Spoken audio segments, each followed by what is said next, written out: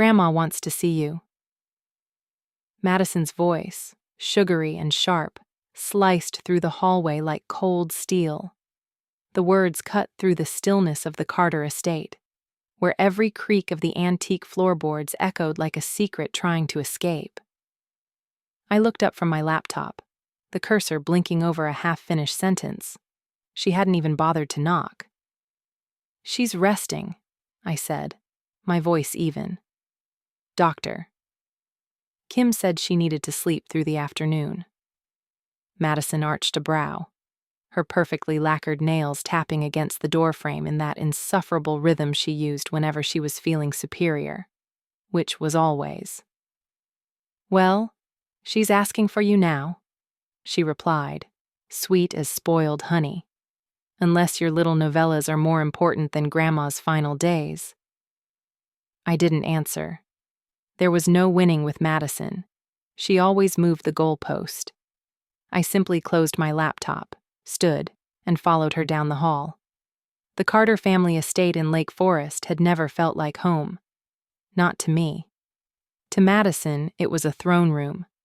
To me, a mausoleum stuffed with oil portraits and whispers. The old chandeliers glittered dimly, their crystals dulled by decades of dust and silence.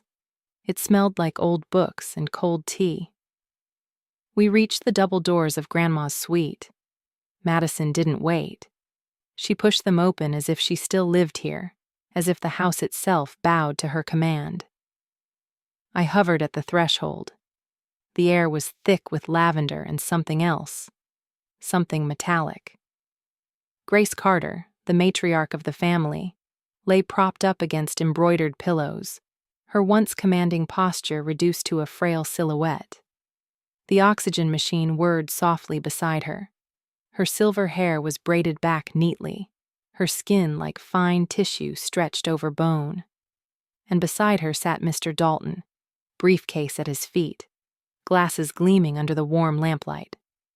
"Emily, sweetheart," Grandma said, voice papery thin. "Come." I approached, kneeling beside her bed, brushing my hand over hers. It was cold, trembling. She looked tired, too tired for lawyers and documents. "What's going on?" I asked, more to Dalton than anyone. "Just some routine updates," he said smoothly, sliding papers across the tray table. "Your grandmother has asked to finalize a few small revisions." My stomach tightened.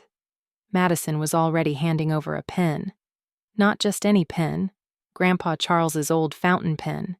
It was heavy, gold-trimmed, a family heirloom kept under glass in his study until the day he died. "It's all set, Grandma, like we talked about," Madison said, her smile as polished as her manicure. I looked at Grandma. Her hand was shaking.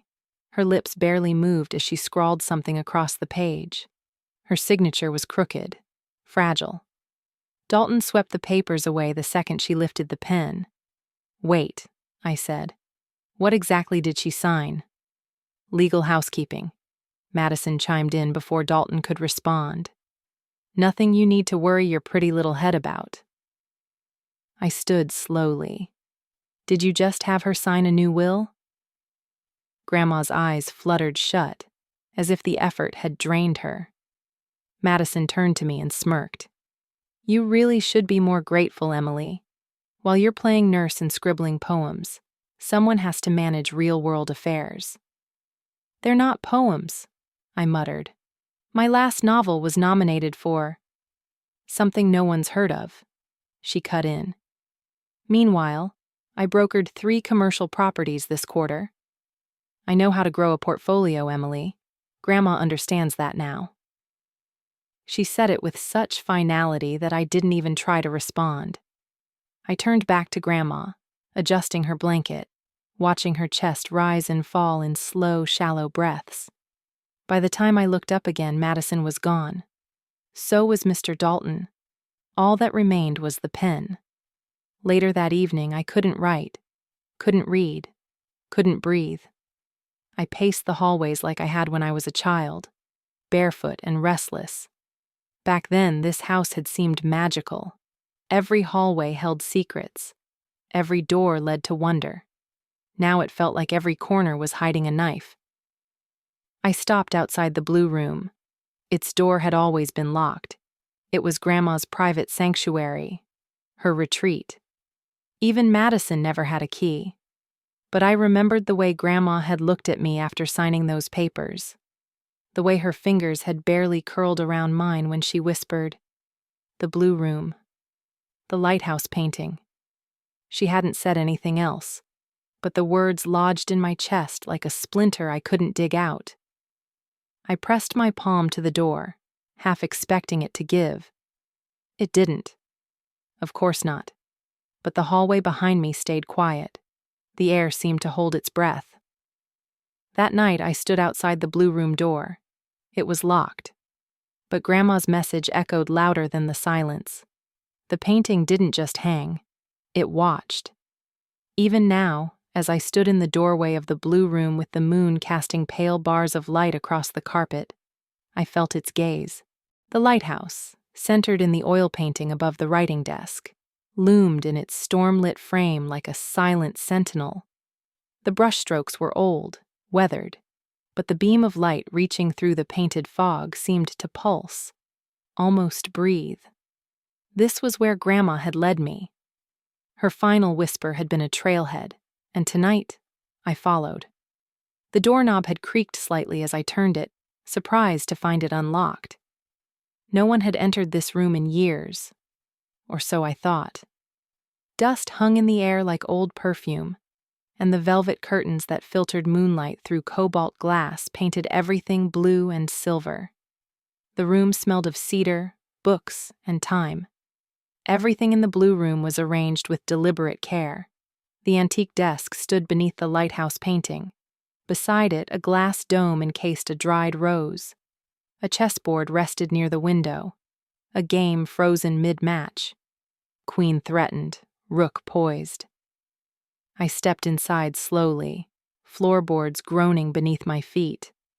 The silence wasn't empty. It was waiting. My fingers hovered near the painting, the one Grandma had mentioned. I reached for it, and to my astonishment, the frame shifted slightly beneath my touch. Hinged. My heart skipped. I steadied myself, then swung it open. A small wall safe was embedded behind it, old-fashioned with a brass dial and chipped black paint. The kind that didn't need fingerprints or retina scans, just memory or meaning. I stared at the dial, hand frozen midair. What would Grandma use? Her birthday? The day Grandpa died? I tried twice, fumbling. It wouldn't budge. A soft knock startled me. I turned sharply, but it wasn't the door. Just Marta, our longtime housekeeper, shuffling past the hallway with her usual feather duster tucked under one arm. She paused at the threshold, peering in. "Miss Emily," she whispered, her voice low and warm. "I didn't know you had the key." "I didn't," I replied, surprised. The door wasn't locked. Marta gave a small smile. "She always said if anyone could open this room after her, it would be you." She didn't enter. Instead, she looked toward the chessboard. "She taught you that game, didn't she? Said you had instinct. Better than Madison, for sure." I nodded, feeling the memory flicker in my chest. Marta's eyes twinkled faintly. "Sometimes, it's not the board that matters. It's the first move." And with that, she disappeared down the hall. I turned back to the desk, drawn now to the silver frame that sat crooked beside the chess set. It held a faded photograph, Grandma and me, beaming after my first big writing award, and tucked into the edge of the frame, a scrap of paper. I slid it out carefully. Written in Grandma's elegant, curling script was a single notation, E4. I blinked. The move she always opened with. The very first thing she taught me about chess. E4. Control the center. Control the board. I turned to the safe, and with trembling fingers I spun the dial. E4. The lock clicked. I exhaled slowly, almost not believing it. The door opened with a reluctant squeal. Inside was a single envelope, a small brass key, a USB drive, and a folded bank statement. I picked up the envelope first. My name was written on it in delicate ink. I unfolded it, heart pounding. My dearest Emily, if Madison is reading this, I failed. But if you are, Emily, then there's still hope. By now, she's convinced the world she deserves everything. But you understand legacy. You see beyond property and power. You see people. That's why I chose you. My eyes blurred. The key unlocks box 2214 at Bancroft and Hale. It contains the rest of what you'll need. The statement shows only a glimpse of what was moved to protect our family's true inheritance. As for the USB, consider it insurance. And Emily, be careful. The storm didn't end with Charles. It only began to gather. I wiped my cheeks, folding the letter carefully and slipping it into my pocket. The bank statement showed an account under a trust name I didn't recognize, located in the Cayman Islands, with a balance I had to reread twice to believe. Over $8 million, and that was just one account. Finally, I turned the USB drive over in my palm. Its label in Grandma's handwriting was just one word: insurance. This could bring everything down, Ethan whispered, staring at the screen. We sat in the far corner of a narrow coffee shop tucked between a dry cleaner and a bookstore on Oak Street, just far enough from the Carter estate that it felt safe to speak aloud. The coffee was burnt, the lighting too dim, and the chairs hadn't been replaced since the late 90s. But the place had a kind of quiet that made you feel like time moved slower here. Ethan hadn't changed much. His hair was shorter, peppered at the temples now, and there was a faint scar near his jawline I didn't remember. But his eyes, the way they darted from the laptop to me and back, still held that same unwavering intensity. The USB drive was plugged into his laptop, the small loading bar having just completed. A video file was open on screen. The footage was grainy, black and white, taken from a static camera angle high in the corner of a study I knew too well, Grandpa Charles's office. The timestamp was exactly 2 nights before he died. We watched in silence as Madison entered the frame, heels clicking, posture rigid, face tight. Seconds later, a man followed her in, tall, athletic build, wearing an expensive coat and gloves. His features were sharp, deliberate. His presence alone was unsettling. The two of them spoke, but no audio. "She was arguing," I said, voice low. "Look at her hands." Madison pointed toward the desk, then at the man. He shook his head, then pulled something from his coat. "A vial?" Ethan paused the video. "What is that?" I asked, leaning in. He zoomed in as far as the resolution allowed. It was blurry, but not vague. The man held a small amber bottle, capped with a rubber stopper. "Could be medicine," Ethan said slowly, "or something a lot worse." We kept watching. Later in the same clip, the study was empty. Then, Grandpa Charles entered alone. He sat, poured himself a glass of whiskey. The same bottle that Madison had always joked he was married to more than Grandma. Hours passed in fast-forwarded silence. Then, sometime after midnight, the man returned. Alone. He picked up Charles's briefcase, checked the drawers, removed something, and walked out. Ethan leaned back, closed the laptop, and exhaled. "The file is labeled under a hidden directory," he said. "Most people wouldn't even see it. Your grandmother must have known someone would try to bury this." I nodded, still trying to process what I'd seen. I remembered her words in the letter. "The truth can't be killed. It just waits." We turned to the bank statement next. Ethan scanned the PDF line by line, eyes narrowing. 52 million offshore, Under a family trust. Except it's not registered in the estate, he murmured. He clicked a few tabs, opened a database he clearly wasn't supposed to have access to. There's a transfer here, he muttered, pointing. The day before Charles died. From Madison's personal account to an entity owned by, here. He highlighted the name. L. Shaw Enterprises. It stopped me cold. Logan Shaw? I asked. Ethan looked up. You know him? I saw him at Grandpa's funeral, I said slowly, the memory surfacing like a bubble rising from deep water. He stood in the back, didn't speak to anyone, just watched. Ethan's jaw clenched. Logan Shaw was investigated in 2016 for insider manipulation and financial coercion. Nothing stuck, but he's been circling high-value estates ever since. He's discreet and very expensive. I leaned back, eyes wide. So Madison paid him to, what? Help her rewrite the will? Remove Charles? Ethan didn't answer. He didn't have to. We sat in silence for a moment, the sounds of the espresso machine and muffled conversations around us feeling like they belonged to another world. She's cleaning house, Ethan finally said. Getting rid of anyone who could question her version of the truth.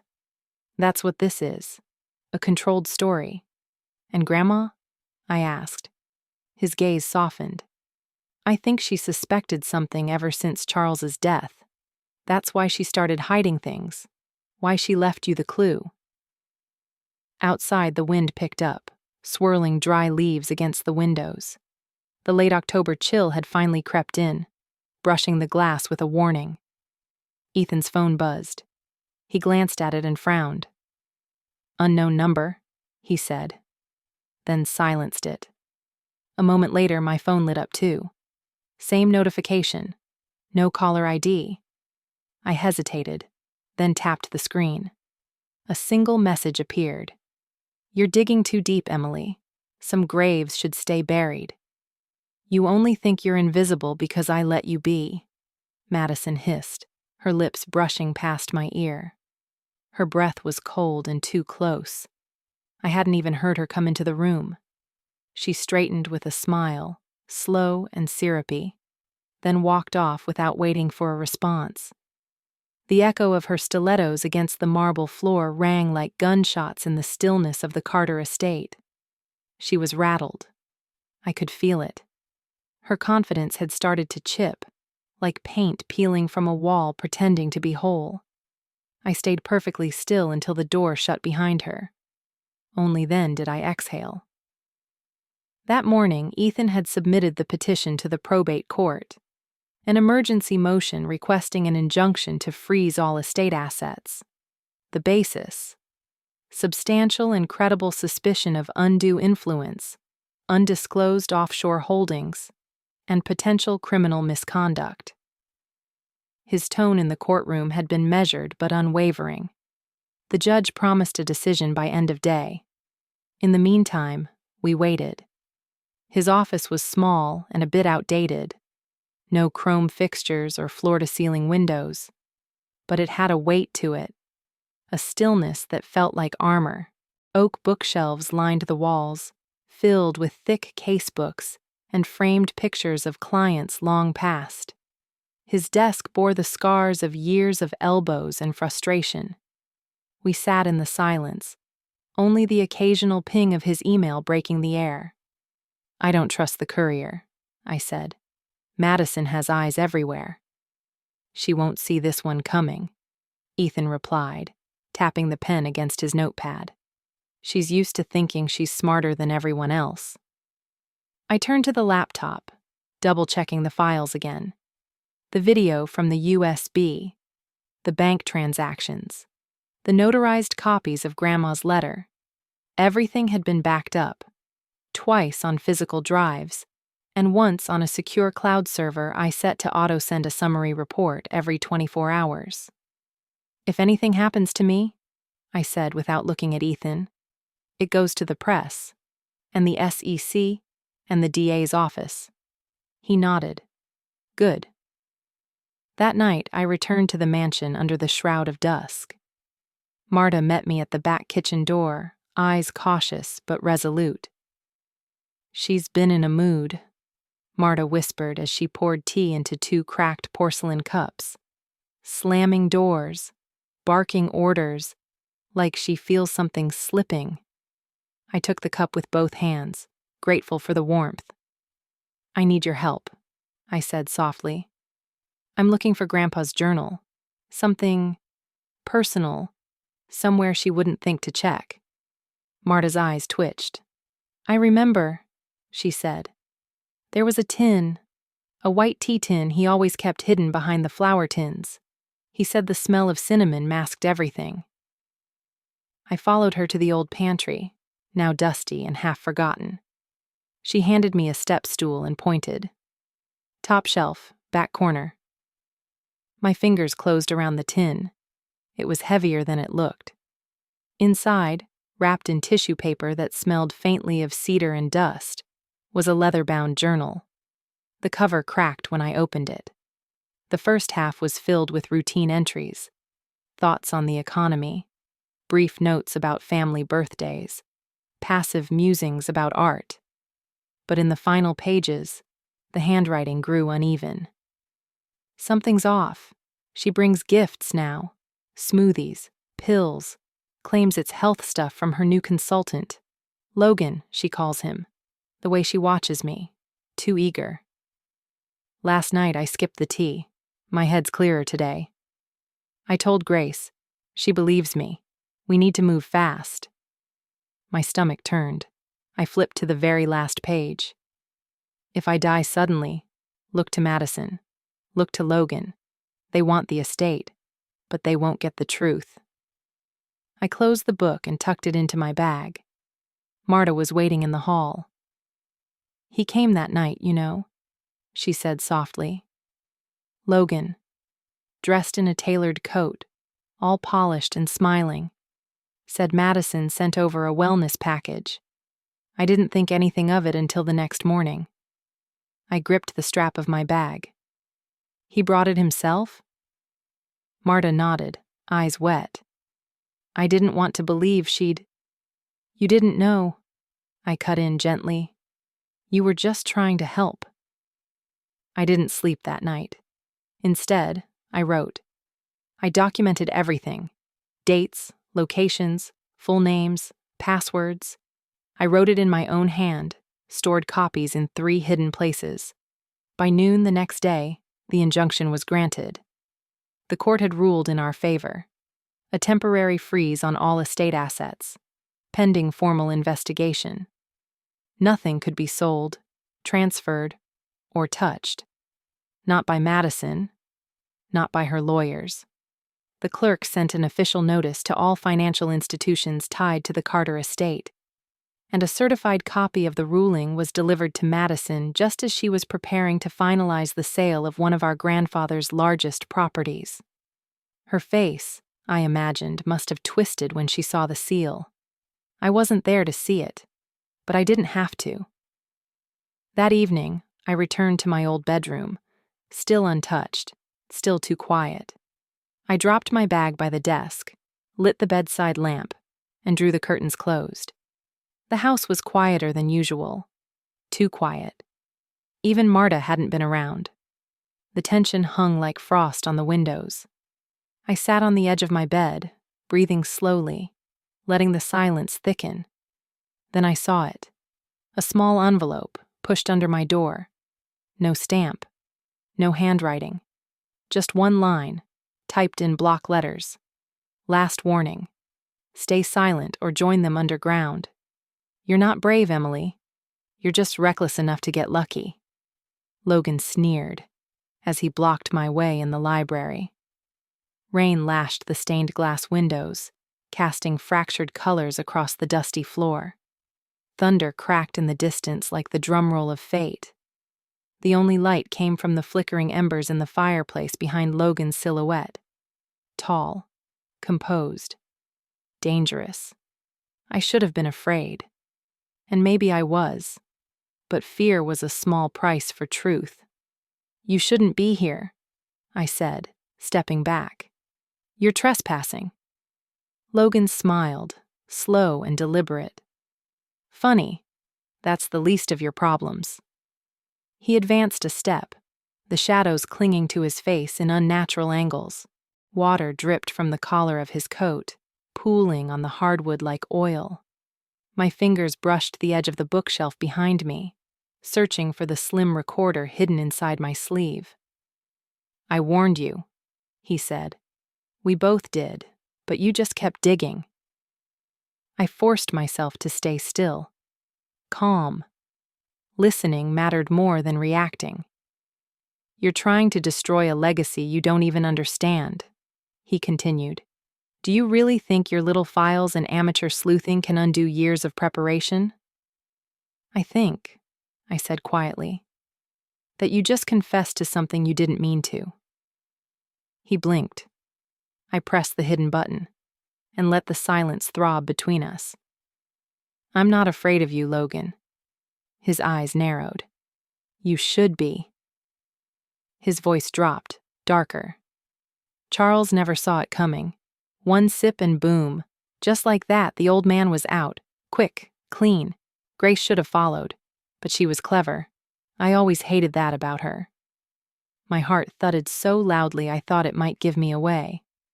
I swallowed hard and took another half step back, toward the credenza. That's when he saw it. The necklace. It had slipped from my pocket when I had leaned toward the shelves. Grandma Grace's pendant. Simple gold. Nothing showy. Madison had always mocked it as old sentimental junk, but Logan wasn't mocking it now. His eyes locked on the chain as if it were a weapon. "What is that?" he asked, voice low. I bent down slowly, lifting the necklace. The clasp had snapped loose. The locket had sprung open. Inside was a tiny USB drive, disguised beneath the inner lid. "I guess," I said, holding it up to the firelight. "Some love letters are more dangerous than others." The next moment was chaos. Logan lunged, but I was ready. I ducked under his reach and threw the pendant across the room. It clattered beneath the sofa. He cursed, spinning, but I was already running. Out the library door, down the hallway, fingers gripping my phone. "Ethan?" I gasped as he picked up. "He's here. I got it. He confessed. It's all on tape." "Get out of the house," he said instantly. "Now." "I've already contacted the judge. The emergency motion is in. If we move fast." I didn't hear the rest. A crash sounded behind me. I turned the corner just in time to see Logan knock over the coat rack. He wasn't chasing anymore. He was buying time. Searching. The pendant. The evidence. I made it to the service stairwell and slammed the door behind me. By dawn, the storm had broken. Ethan stood outside the Carter estate gates with 2 officers and the county sheriff. The court seal glistened in the plastic folder under his arm. The motion had been granted. Official search and seizure orders. "We're going in," Ethan told the lead officer. "And you'll want to find Logan Shaw before he disappears for good." Inside, Madison was already awake, her face pale, bare, the usual armor of makeup and expensive silk stripped away. She didn't even speak when she saw me, just watched. The officers moved fast. Rooms were searched, safe boxes opened. Even the attic, untouched for years, was photographed and sealed. At precisely 9:42 a.m., the courthouse fax confirmed the hold. Madison was barred from leaving the state. Her passport was flagged, her financial accounts locked. Logan, on the other hand, had vanished. His car was found near the edge of the highway, empty, but I wasn't worried. His voice was already recorded, transcribed, and sent to the right people. The USB had been duplicated, the files stored securely. The pendant had done its job. It held everything: video clips, documents, a map, yes, a literal map, of the hidden corporate entities Grandpa had established to protect the family legacy. Each point on the map matched with accounts Grandma had mentioned in her final letter. It was more than enough. Back in Ethan's office, as we scanned through the last of the files, he looked at me, breath catching slightly. "We have enough," Ethan said, breathless. "Now it's time to bring them into the light. Do you swear to tell the truth?" "I don't need to swear," I replied. "The truth speaks for itself." The courtroom was cold, as if the early November wind had found a way to creep through the stone walls. I stood beneath the fluorescent lights, palms steady, voice level, heart roaring beneath my ribs. But I didn't waver, not anymore. The judge nodded. Ethan gave me a slight nod from his seat beside the projector stand. On the far side of the room, Madison sat in silence. Her tailored suit looked looser on her frame than usual, her makeup subdued. She hadn't looked at me once since the proceedings began. The room was filled with people, officers, reporters, curious locals, but it all felt muted, like I was moving through water. The only sound that cut through was the click of the USB drive being inserted into the court computer. Ethan stood. "Your Honor, we submit this as Exhibit A, a recovered security recording from the night of Charles Carter's death, retrieved from a device hidden within the estate." The video played. Logan's silhouette filled the screen, arguing with Madison in the library, his voice distorted but unmistakable. Charles never saw it coming. One sip and boom, just like that. A collective murmur rippled through the room. Exhibit B. The audio recording from the confrontation in the library. My voice, steady. Logan's, brimming with arrogance and threat. Exhibit C. Grandpa's journal, with entries detailing his suspicions and fears. Exhibit D. The financial records, the wire transfers, the Cayman accounts linked to L. Shaw Enterprises. And finally, Exhibit E. The voice recording of Grandma Grace, fragile, near the end, but still clear. Madison was always the disappointment I didn't want to admit. If you're hearing this, Emily, you know what to do. At that moment, Madison lowered her head. She didn't speak. She didn't fight. But for the first time since all of this began, I saw her cry. Logan, meanwhile, appeared via live video feed from a detention center in Ontario. His attempt to flee to a private compound in British Columbia had failed. The Canadian authorities had complied with the extradition order, and he was now facing charges of conspiracy, financial fraud, and aiding in unlawful manipulation of a will. The judge leaned forward, hands clasped. After thorough review of the presented evidence, video footage, bank records, personal journals, and testimonies, it is the decision of this court that the revised will filed by Madison Carter is nullified. The original testament, restored and verified, names Emily Carter as the sole heir to the estate of Grace and Charles Carter. There was no applause, no gasp. Just a silence so complete it felt like the world had stopped to listen. I rose slowly, reaching into my coat pocket, withdrawing the gold necklace. I stepped forward. "This," I said, opening the locket before the court, "is my inheritance. Not just wealth, but proof of who they really were and who I had to become." Later, outside the courthouse, the wind had softened. Leaves tumbled around my boots like confetti. Reporters called my name, but I walked past them. I didn't need headlines. I had what I came for. Back at the Carter estate, the change was tangible. The curtains were drawn open. Light streamed through the blue room's cobalt windows, making the air shimmer with a kind of tentative joy. Marta greeted me with a cup of mint tea and a tired but genuine smile.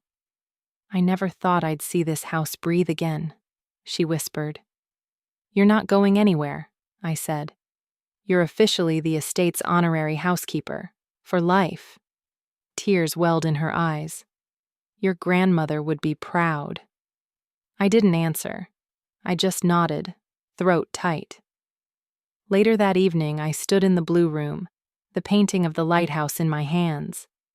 I rehung it carefully, the frame swinging into place with a soft click. The beam in the painting stretched out toward the imaginary sea once more, steady and unmoving. I turned to my desk, where my laptop sat open. A blank document stared back at me, but not for long. I typed the title, Chapter 1, The Lighthouse Always Knew.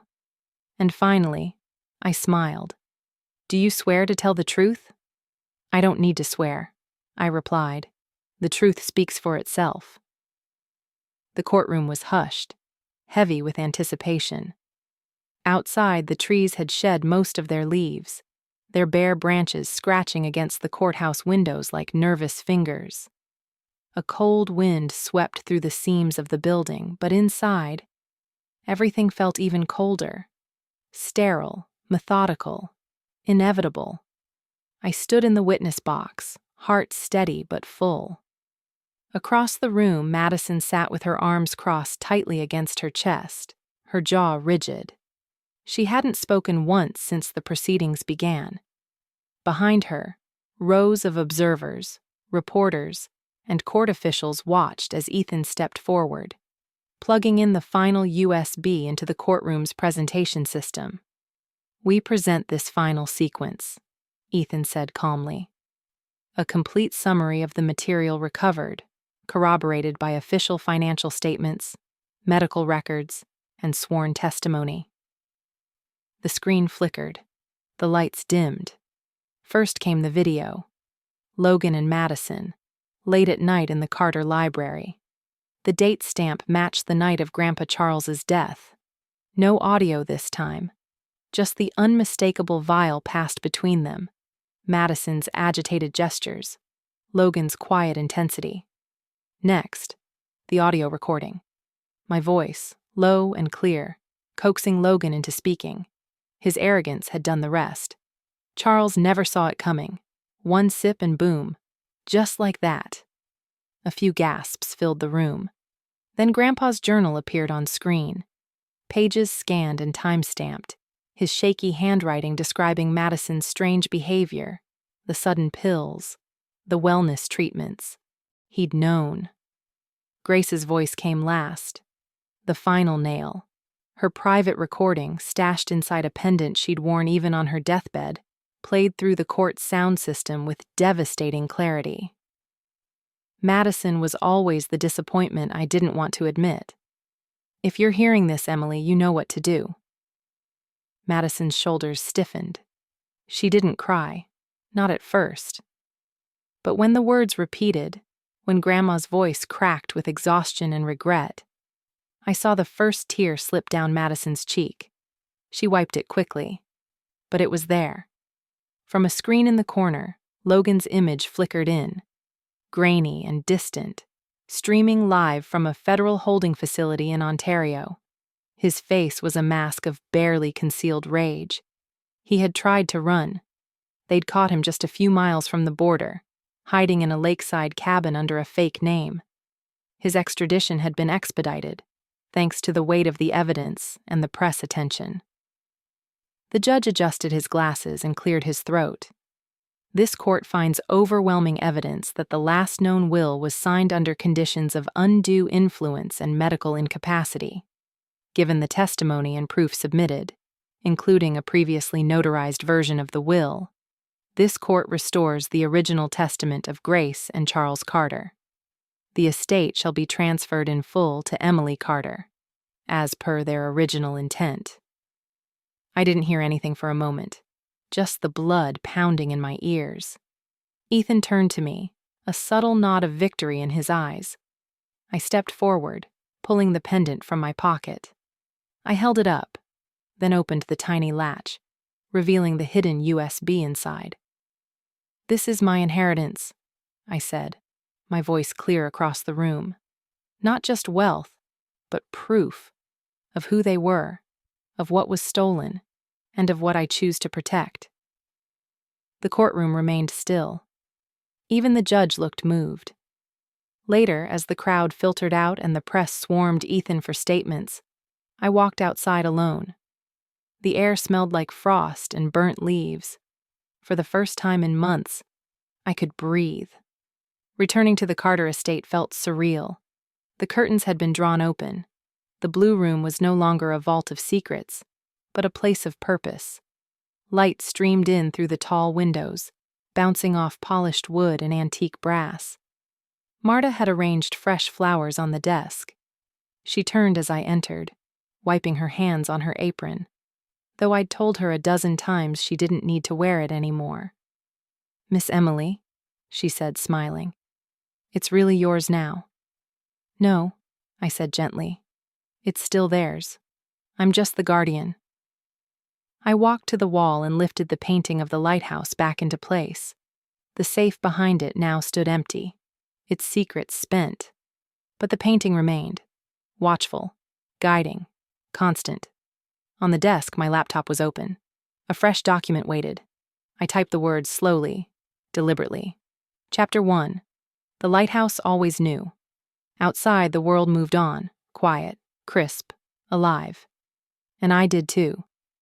In the end, truth cut through silence like a lighthouse in a storm, unwavering, undeniable.